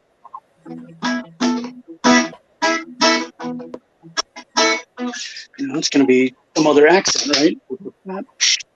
I don't know. I'm guessing because I don't play fucking drums, but I would figure. No, I get it. The accent stuff would be like an accent on a drum set. If Dave Grohl thinks that's the way, then Lord knows he's on every goddamn music documentary. So we have to. I love Dave Grohl, man. Casey got to I meet love him too. him. The first time I met him was at my house on Phones Road in Olympia. He was sitting on my couch. My friends were. I had a house party. I was like, Imagine 18-ish, and all my friends were just trashing my house. What? Trashing it. What? And They weren't. he's on my couch, just like playing acoustic guitar, just jamming out. All my friends are just like throwing each other off the bed. They ended up having to condemn that house and bulldoze it down. I was so sad. I was like, man, if those people even knew what happened in that house. I think they did. That's why they condemned it. Dude, I had like a bunch of weird baby dolls that Kurt Cobain had made and brought over, and God, he's a weirdo too. And I'm just saying. I love you. Seems like a nice dude. He was super nice, but he was really weird. I do find that going We're up all a every little documentary. weird. Come on. Yes. I always say that you don't become a musician without having some sort of emotional issues. Dude, he was a That's genius right. too. He was a genius. He was just Yeah. oh, he was above his time, and like his wife was a very poor choice of spouses, and That is the lightest way anyone's ever put that. I'm trying to be nice. Being nice. The weird thing is her band Hole. I fucking love her band Hole. Like, I got love some them. good songs, man. I can't deny that. Dude, yeah. Even though they screwed over their drummer, which there's a documentary about. Don't do that. Don't do that. So this Scoff's EP was mastered by Jack and Dino. And I love Jack. And my second album with Dragster Riot was done with him. And I remember sitting in the studio with him, and asking him about that stuff because I'd hung out with him before, but I'd never like picked his brain about shit. And sitting on a couch in a studio, got a lot of time to talk, and so I asked him at some point about Courtney, and the look in his face, he got very serious, and he has nothing nice to say about that woman. Nobody does in that area. They don't. All of us who knew her and just like, like Kurt was our friend, so we had to respect his choices, but nobody liked her. Someone She actually asked that there was a She didn't care. at the what's the music museum in Seattle Center, guys?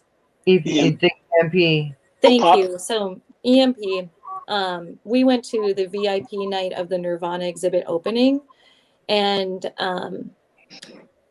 they asked the panel about that because there was a panel that you could ask questions to, and there were sound engineers and friends and roadies of the band that you could interview, you could shout out questions to, and someone asked about how they felt about, you know, Courtney Love, and they didn't have a lot to say. They stayed pretty silent. Mm-hmm. Mm-hmm. Yeah, well, That she's spoke volumes. Like when they just didn't want to even talk about her. She's litigious. Any way she can get money out of people, she'll go for it. So I don't think they want to put it on record how they feel about her. They don't want to accuse her of anything on record. Right, right. They can't. Right. Exactly. Because you get sued for defamation. So. Yeah. So. But speaking of Jack and Dino, did you was Michael Perkins also there? No. So since we had Jack master it, this was he just did it at his home, and it was funny. Like I think he had coronavirus when I sent it to him. This was February or something like that, and he was like, "I'm really sick, like barely able to get off the couch and all this stuff." And I was like, looking back, I'm like, man, he may have had the Rona. Yeah.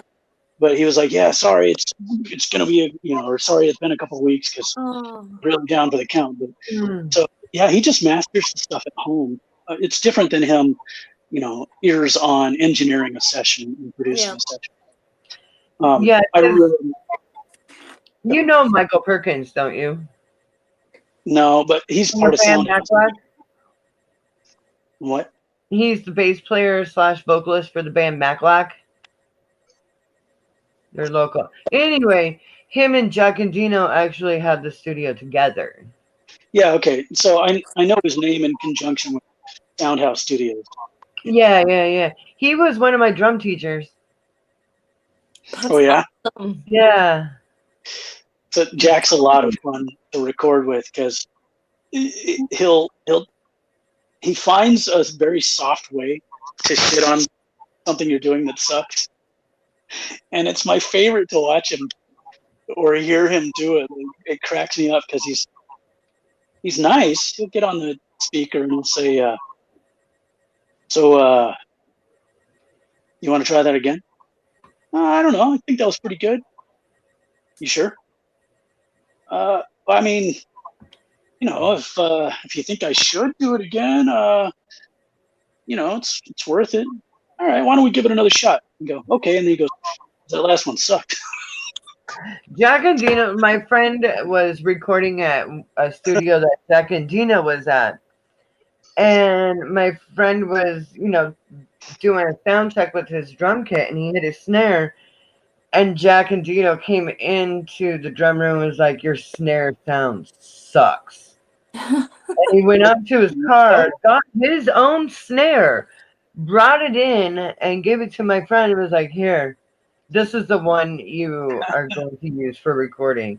And when Bryce went to hand it back to Jack and Dino after the session, Jack and Dino was like, no, man, you need that more than I do.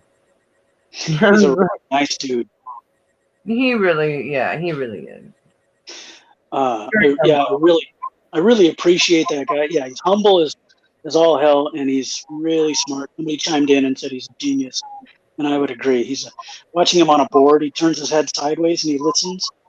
Out of maybe I don't know why he turns his head like this, but he's listening somehow out of the speakers at an angle, and then I don't know if you've seen him on a board, but he is so fast. on this huge board. He just click, click, click, click, click, click, click, click, and ready to go. He knows that board so well, and it's amazing to watch him go. And this EP with the Scots we did with Evan Foster, who learned under Jack's tutelage. Evan plays in the Boss Martian. Yeah. And so that's why I wanted Jack to master it. It was like his protege is, and I don't know if Evan wants to be called a protege, but he did learn some engineering stuff from Jack. But so to have Jack master that, I thought it would be a good combination. Oh yeah, Sounds like it. absolutely. Evan was cool because he really knows vintage sounds, being in a surf band. So it was like, I told him I want that Steve Jones sound on one track, and then he got out all these vintage pedals and speakers and shit, and said, "You're gonna do the Fender Blackface, and you're gonna play with this pedal. This is what he used in the studio," and just nailed it. Nailed the sounds I was looking for. It's crazy. That's sweet. It's a lot of fun. Recording is a lot of fun. It is, and especially when you get tedious, but I have a blast with it, and I love what I get at the end. You know, the end result is what it's all about. It's so strange. You can play a song for 2 years and then go in to record it, and with the pressure on, the delivery is so different. It can become so. Oh my God, I'm so glad you said that, because I have always felt that. Like at band practice, I'm always just like blah blah blah blah blah, easy, easy, easy, easy, easy, easy, and then you get to the studio and the mic set up and like everything is just, you have to be on point, like the pressure is on, and then what happens? Fuck up, fuck up, fuck up, fuck up, fuck up. That's why I love home studio. I'm so comfortable. I'm just playing in my, you know, my realm. So, you know, I practice there, I record there. I even go there when I'm on stage and I'm nervous. I'm in my jam room at home, like when I don't want to look at the crowd, you know, like that's where I am. I It trips me I out will sometimes. usually get there, but until like I start playing, and I notice that the microphone for the snare is always in the damn way. Oh, Every damn time. I don't know. too. I I understand. swear to God, there's really no way. I hit it. And we've had sound people that are like, dude, no, just get it from underneath the snare. You're gonna get a better sound, and That's it's true. not gonna Underneath be, is better. and Yeah. the microphone isn't gonna be in the way. So I was like, you know what? That's smart. Well, they want the dynamics of the attack with the top mic, but yeah, I mean, sometimes if it's in the way, it's not going to help the recording. That's for sure. No, it Well, your doesn't. drummers are always aware that it's there, so we like play weird to not get that microphone in our strike zone. Even if our stick isn't going to hit there, sometimes our hand will. So you have to. I don't know. We have to play weird. I know what you mean. Like it took me a while because I have my mics on my drums usually, especially now because we've been recording so much, and then we had to take the break because, you know. Yeah, but don't you feel weird like when you're going to play and you want to play freely, but yes, there's that microphone that you have to be aware of, and you can't smack that at all. yeah, you get used to it after a while, but like I got the luxury of playing with the microphone all of the time, so I just got used to it. But I know what you mean by hitting it at first because you're not used to it being there. Dude, I'm one of those drummers that will knock a microphone off the kit. Like that's why I have a headset, because I would always lean back because I lean back to do my rolls, and then I would lose the sound because I would lean into my drumming. That's why I got the headset, so I could just, you know, dance with my drum set. You know, like be able to feel it and sing and not have to think about where that microphone is. It's just on. Yeah. Well, I'm stoked you got your headset. So shortly after Crash and I had met, because we met through the music scene, and she had heard about me that I sang and played drums, and she wanted to learn how to do that. So we connected, and then lo and behold, we became like best friends, and now we have we have this musicians hangout show. But you know, that's why we connected, and I'm so stoked she did the headset thing because you can feel your instrument better with your headset. Yeah. Although if I do it out in front of the band, it's Kip Winger. It's Oh a If I yeah. write it in front of the band, though, it's Kip Winger, you know? yeah. But you're a guitar player, so coming out like that's Yeah. like It's come yeah. on. Yeah. I think as a drummer, I'd probably wear one, especially if I'm It's easier if you're a percussionist. too Yeah. much more shit to lean up to a microphone. Yeah, it's like awkward. stationary. You don't Because get to move like much. when I drum, I have to move where Me too. like my head has to go where I'm gonna strike. Like that's just Yep. how it goes. Me too. And if I'm singing, I can't. And if you have a big kit, you have to She move your does. body. Hers is I have a huge. huge kit. I have a Yes. 7-piece kit. Imagine have- like I have 2 double kicks, 2 Mhm. kick drums, not a double kick pedal, 2 kick drums, 3 tom toms, 1 floor tom, and my piccolo. And Van Shit Halen. ton of cymbals then. oh man, I got a shit ton of cymbals to go Yes. with it. Yes. And I have 3 cowbells and a block. Like Mhm. I'm serious about this. Like You've got 2 turntables and a microphone. right? 2 Should. turntables and a microphone. Yeah. Where it's at. You know, part of what made me pick up guitar, I think, was I thought of like someday I'm going to get really old and then I'll still be able to sit on a stool and play a guitar. Yeah, that's how I feel too. You know, like I'll always rock. Dude, I'm gonna always rock too, but I gotta get some roadies, man. No shit, roadies are the best. I'm getting old. I'm almost 50. Like I'm pushing the numbers here. Yeah, I know I look super young for my age, but yeah, I'm almost 50. I'm old. And I got a big ass kit and I am just That's why I help you when we do shows together. I help you break down. yeah, and yeah. I Nuck. get it. I get it. It's a lot of work, and sometimes we have friends that show up that are roadies, and I appreciate it, like Jeff and Oh, I like do too, but Sheldon. So like, and Sheldon doesn't even live here in the States. He usually just no, he's like in Thailand. he's helped us with 2 shows. He's helped us like He's helped me. he's been our roadie twice. It's great. Yeah, we had roadies in Drag Strip Riot. Awesome. They're the best. I miss those days. I There's no- actually need like a drum Into the tech guitar. though. Like I Yeah. need somebody who's actually gonna learn how to set my drums up to my specifications. Oh, a drum tech. Yeah, because I have glaucoma and I'm Famous, actually that's what we're going blind. So at some point I'm not gonna be able to see anything to set my drums up. So I'll help And you. drag- I'll remember. I know, but I gotta find some poor schmuck who will do it for free. And Or I'm gonna be at old least, and you're old too. Like I'm at already least old. half my drink tickets. Like I will give you half of my drink tickets to set Half? my kid up for me. That's like 1. Well, hey, you know, maybe in 2022 we're gonna get 4. Sometimes I get 3. So one thing I used to do back in the day was I would keep one of my drink tickets from every venue that I played. Oh, I love that. I've done And that. Not I had a with- wallet full of them. And so I'd go, where are we playing tonight? Right, I got 6 drink tickets for this fucking joint. I had a library of them, and I had them tagged.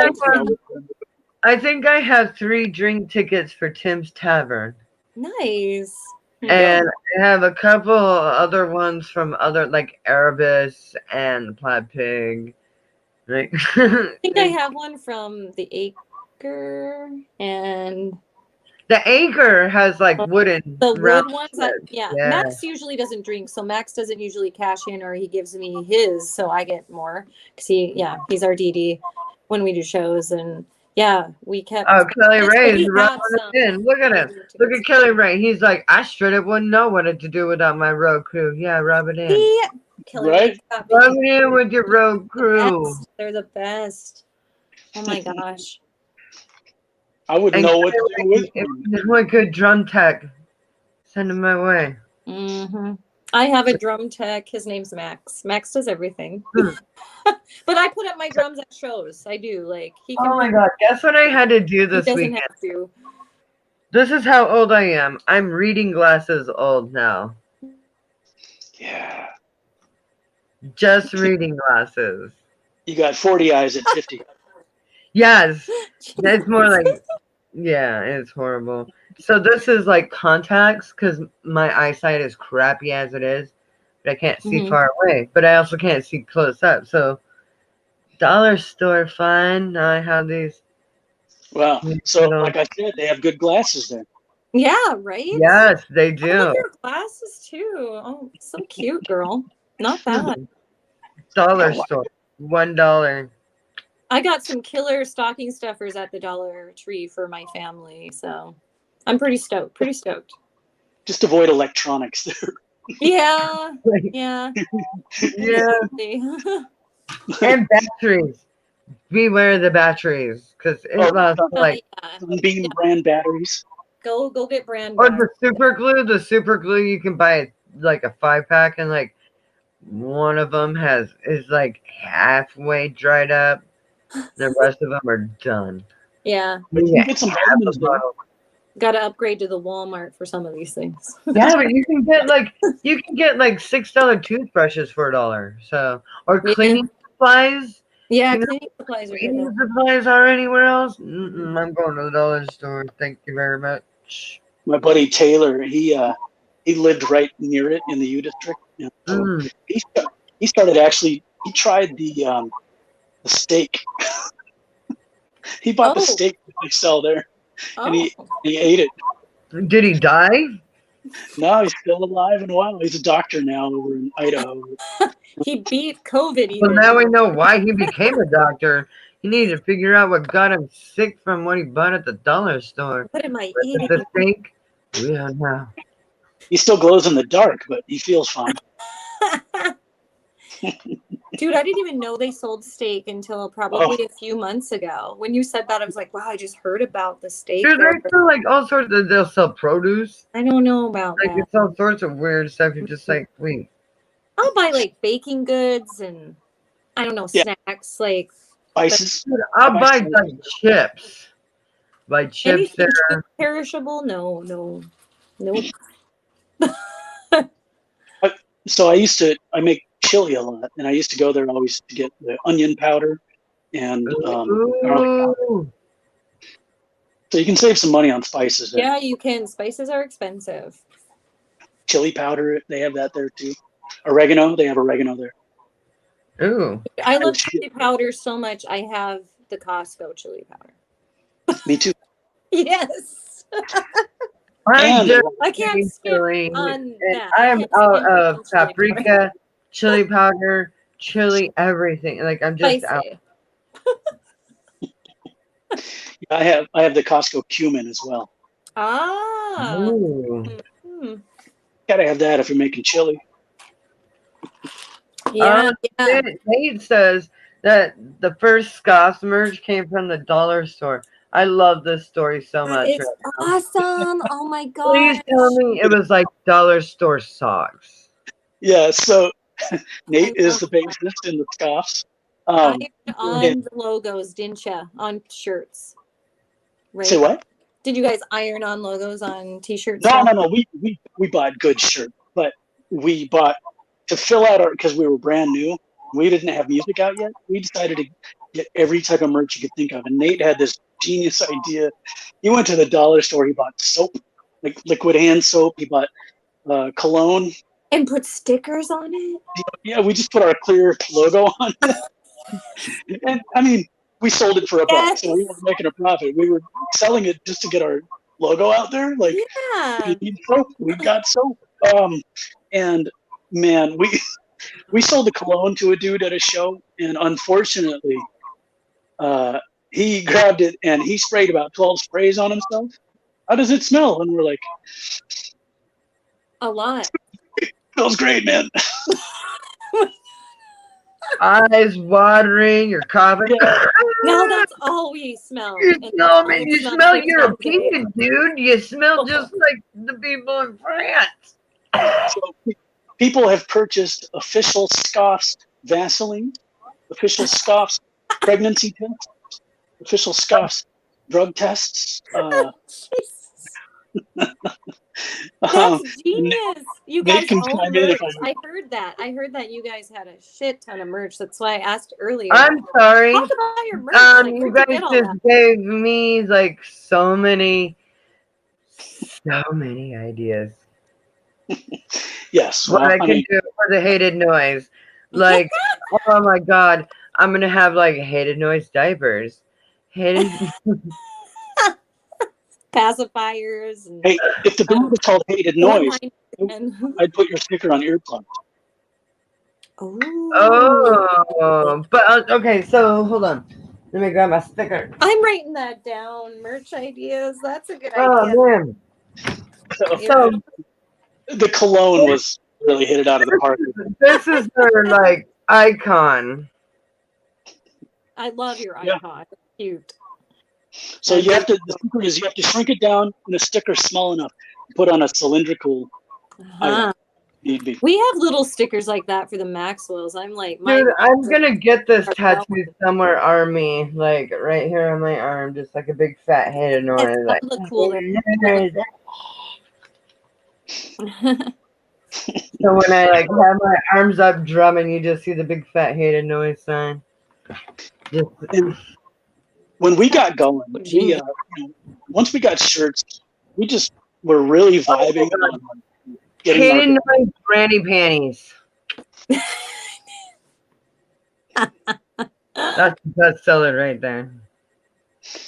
So we got stickers, we got we got every type of thing you could think of that you can give away. Buttons, I think were the first thing that we got. Like just get buttons, hand them to anybody at the show. Patches, yeah. We got patches shortly after that, embroidered. So we've got every type of merch you can think of. Who came up with your logo? You got a really catchy logo. Nate had some influence in it, and I had the rest of the influence. So, hey Nate, can you post that logo out for me real quick? I know you're watching. Yes, go ahead and put it in the comments, and we can bring it up. Yeah, post it in the comments. We'll post it. I want to see this. Well, so I know what it is, but he had found stuff and sent me some like basic designs, and then I went in and changed some of the stuff around, beautified it basically. So, and I'm always working at Photoshop stuff, and I'm getting dangerous at it now. So we have paid people to do our album covers in the past, but now I'm doing them.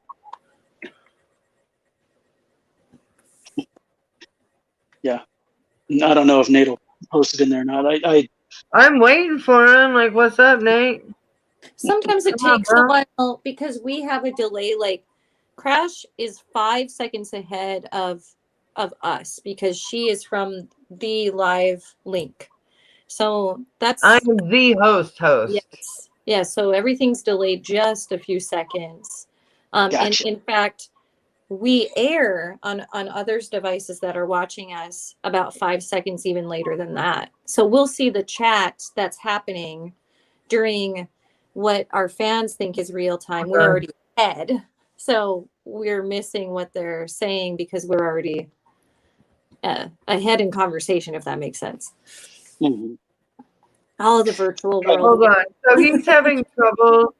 It won't let him post the link. So this is what I'm gonna do. Well, you guys will just have to check them out. Where can we find? Well, hold on. Hold on. Come on. Okay.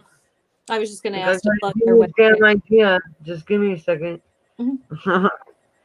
You know me. Like it takes me a second to get this done, but I got good ideas. While you do that, Nut, can you tell us where to find you guys online? Sure. We are at thescoffs.com.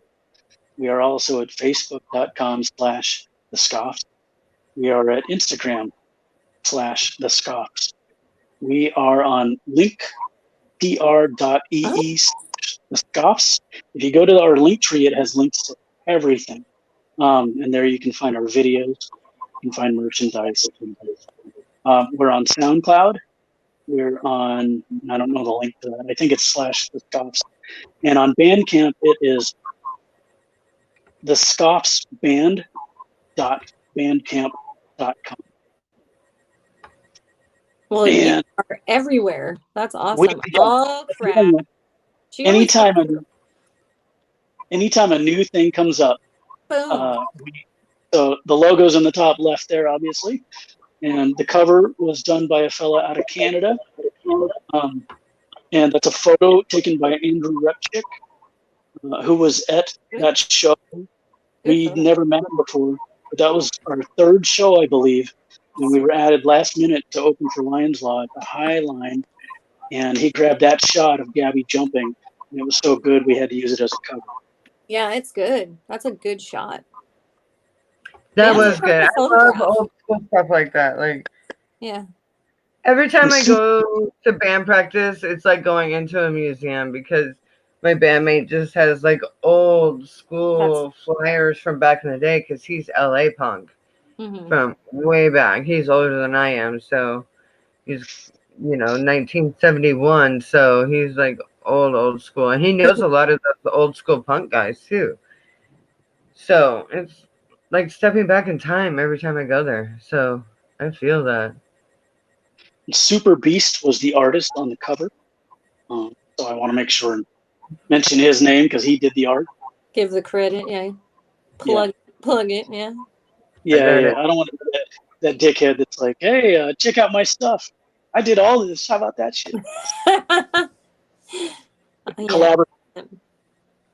Yeah. Super Beast artist. And it's Jim Naradonzi. I forget how to pronounce his last name. Really nice guy. And if you go to shows with the Kraken, you've seen his artwork on a lot of their flyers from the club. Oh, Yeah. sweet. Naradonzi? I can't remember how to pronounce it. Good dude. But this one, I think, our new EP, and we're only doing EPs. And the idea is we'll do an EP, and then we'll do a long player and give you some extra songs. So if you want everything, buy them all. So this second one is called The Lonely Ones, and I think it will release in the next couple months. Trying to find somebody to print vinyl this time. Everybody wanted vinyl on the last one, and we just didn't have vinyl. I love vinyl. Yes. Too, but $2,000 a pop to print it, so we didn't do it. Oh, I know. I looked at it. Yeah, it's expensive. Yeah. So, shout out to any labels that end up finding this. Like, we sold a lot of EPs last time, so get on board and sell the vinyl version. Someone's going to buy that. If they bought that many CDs of the first run, they're going to buy a lot more LPs or EPs. True. Anyway, so the next one, I think we're going to do one more video out of this. And also this week, we're going to go, do you know the Blue Moon in Seattle? Yes. Yes. I played both of them.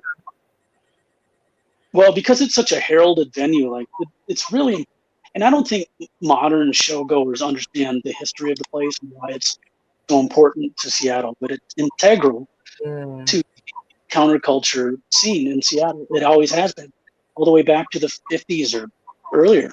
I mean, this is where beat poets and stuff hung out, and where the revolutionaries in the 60s hung out. The same guys that the Chicago 7 that started the riots of the DNC were up here doing the same stuff in Seattle. There's a history there. Yeah. So we've decided to shoot a video for the next EP there. We're going to do it Sunday. That's cool. Oh, what? How exciting. And That's they're not very cool. They're not open for business. The public can't come, but we just want to give a little love to the Blue Moon and let everybody know about it. Yeah, preserve that history, and I get that. Yeah. Oh, that's cool. That's very, very cool. It'll be fun. I think we're going to shoot. Honor it. Good way to honor that. Yeah. Well, and so I guess I should say they do have a coffee window open. So if you're in the U District, stop by the Blue Moon coffee window and get some coffee, and I don't know, they also have a library in there that's existed on the shelves for years, so you can find some early prints of some books. So you can buy books there and all kinds of stuff. But support these venues where you can. Not Yes, everybody do. got Yes. government. Yes, support all local businesses as much as you can right now. Oh my goodness. Yeah. And donate to NIVA, NIVA, National Independent Venue Association. And Yeah. what's the WANMA, WANMA is another one, and Save Our Stages is another one you should be donating to, because as a musician, it is your duty to donate to these organizations. Yeah, they gave to us when they could. So we need to give back, when they need help too. And I get that musicians look at venues and go, oh, well, those guys only ever pay me in beer tickets, but they gave you a fucking stage to play on. Yeah. And it's part of history. A lot of these stages are part of history. They gave you new fans who've never heard of you. Yeah. They brought musicians together and yeah. They gave you a chance. You got to play in front of new people you've never played in front of before, with bands that you've never played with before. Like, you never know where you're going to meet your biggest fan. It's one of those venues. Or a new friend. Like, yeah. Right. Yeah. Without a stage, you're just practicing. And so you want the stages to be there when Rona is done with us. And that's what we miss so much, is that stage and the people and all of that energy that we'd share. Yeah. So I've been very passionate about it. I drummed up donations at work. And I've been posting about it a lot, and I haven't seen a lot of traction with other musicians. So I would ask any musicians watching a musician hangout to repost the stuff from NIVA, WANMA, and the hashtag Save Our Stages. NIVA, NIVA, right? Yep.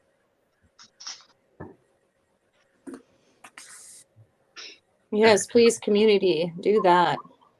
And I'll step off my soapbox, but it's no, please do. We plug everything. Come on, we want to help out in any way we can to save music. That's our mission.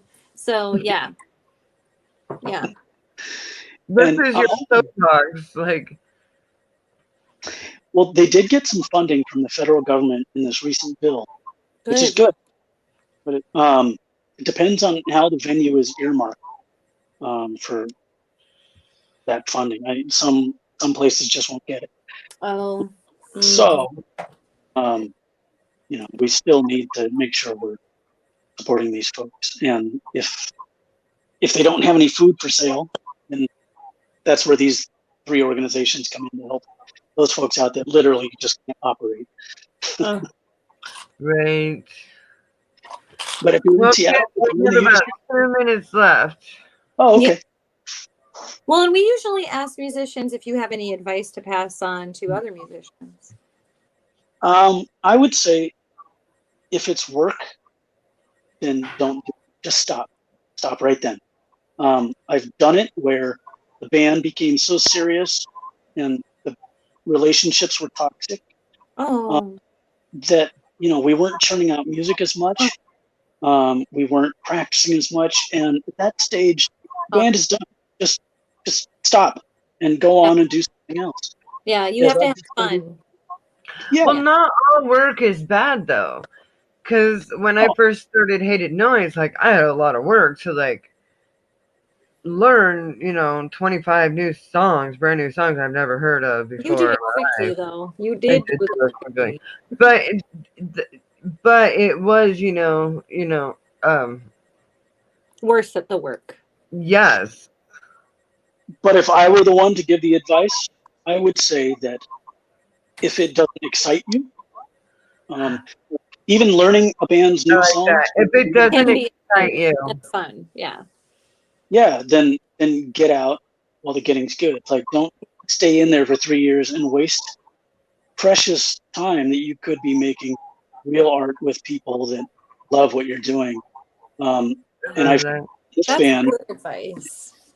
Yeah, like, don't waste your time. Just don't. the time is the greatest commodity you've got, and so sit around and blow it. Get in there, make art, make stuff you're really excited about, like you couldn't be more proud of it. Otherwise, get the fuck out. Yeah. Oh, yes. Have Yeah. that passion. If the passion's not there, save yourself. Mhm. Yeah. I get you. I get you. Well, thank you so, so much for being on our show tonight. And Grab me.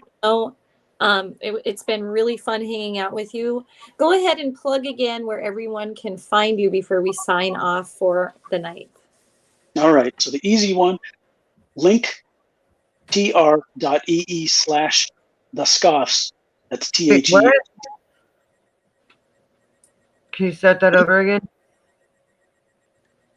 linktr.ee/THESCOFFS.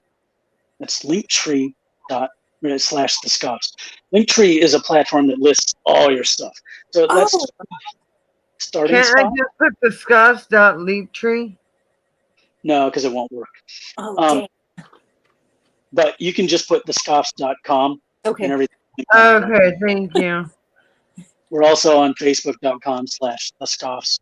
We're also on instagram.com/thescoffs. And if you go to our Instagram, Linktree is in our bio, and you can click that there and find all the links. Awesome.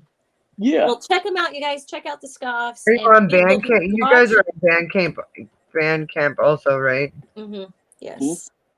We're at thescoffsband.bandcamp.com.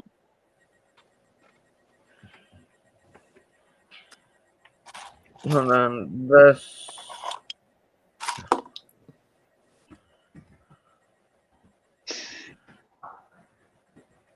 And we have a new EP dropping soon. Ooh. We'll be watching for that, definitely. Called The Lonely Ones, and I think I'm going to make a video for In Cold Blood, which is about the Clutter murders the book was based on. And you'll see that drop before we put out our next EP. Hell yeah. That'll Well, I be can't wait to fun. see all your stuff and watch everything that you accomplish in the future. Like, keep us posted. Anything that we can help promote you with, go ahead and let us know here at Musicians Hangout. Awesome. Definitely. Thank you. And thank you so much, Nook, for being on the show tonight.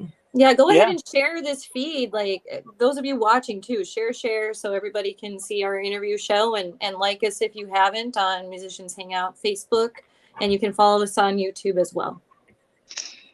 And stay tuned for next week with our video montage. Oh, we have an awesome music video. New Year's Eve. So. Gotta have a montage. Yes. Oh my God, yes.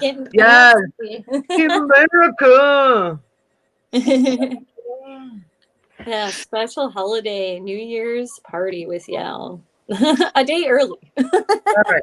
Well, thank you all for joining us tonight with Nook from the Scoffs. And thank you, Maxine Maxwell, from coming live to us from your secrets. My world. secret. Shall I take us out with our air guitar? Since I don't have I will do the diddler. Yes, so. yes, do the diddlies. Ready? All right.